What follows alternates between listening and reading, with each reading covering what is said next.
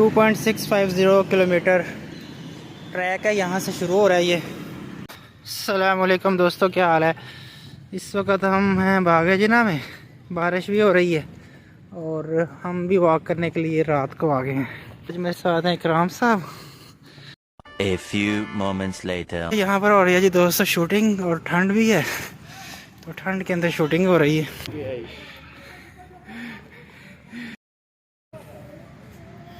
Shooting جاری ہے جی، یہاں پر کسی دکھی گانے پہ شوٹنگ ہو رہی ہے۔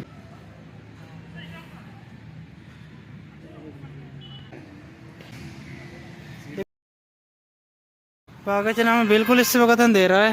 یہ The next day.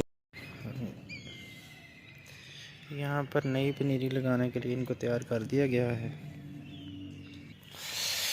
یہاں سے شروع ہو رہا ہے جی باغ جناح کا ٹریک، اور ہم آج رننگ بھی کریں گے اور جاگنگ بھی کریں گے۔ صبح صبح پرندوں کی چہچہاہٹ،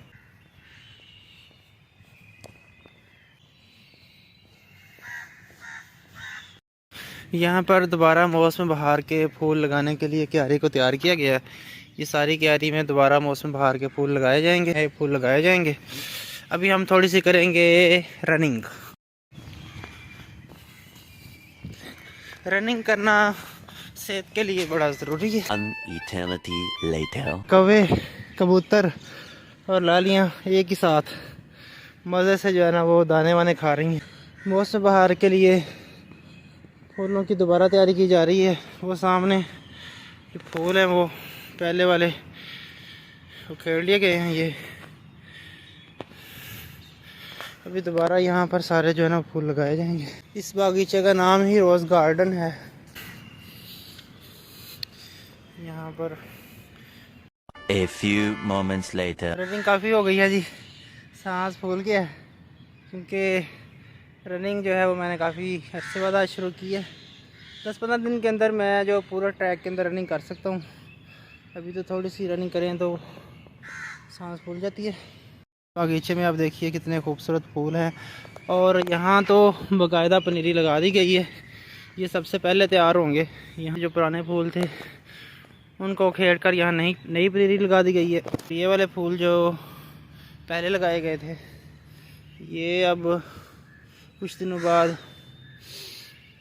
ختم ہو جائیں گے، اور وہ سامنے جو آپ کو لائن نظر آ رہی ہے وہ یہ کوئی بجلی کا بل یا سوئی گیس کا بل جمع کرانے کے لیے نہیں آئے، یہ لائبریری ہے، اور یہ سارے CSS کی تیاری کرنے کے لیے یہاں اس لائبریری میں آتے ہیں، اور ان کو یہاں پر لائن میں لگایا گیا ہے، اور یہ کل کو بدلہ لینے کے لیے لوگوں کو بھی لائن میں لگائیں گے۔ انسان نے جانوروں سے حفاظت کرنے کے لیے گھر بنائے، لیکن انسانوں کی شکل میں جو جانور ہیں وہی اپنے جیسے انسانوں کو کھانے کے لیے تیار ہیں۔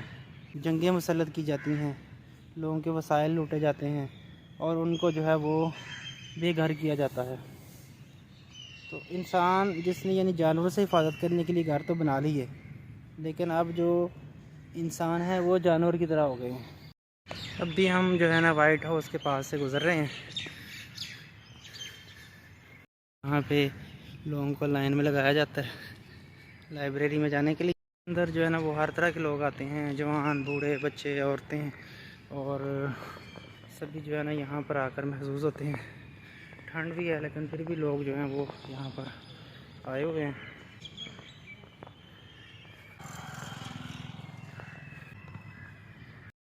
یہ بہت ہی پرانا درخت ہے، اس کا ایک تنا جو ہے بالکل خشک ہو چکا ہے، اور جو اس کا مین تنا ہے وہ بھی تقریباً خشک ہی ہے۔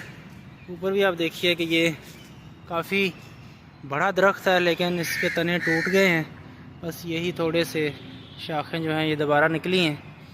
پتجھڑ کا موسم ہے، اس لیے یہاں پر بہت زیادہ پتے گرے ہوئے ہیں، اور اوپر سبز ہرے بھرے درخت، اور ادھر بھی جو ہے وہ گملوں کے اندر پنیری لگا دی گئی ہے۔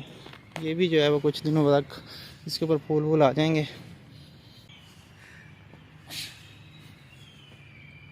اب سے بات چیت کچھ زیادہ ہو گئی ہے اور واک تھوڑی کم، اس کی طرف توجہ ہوئی ہے۔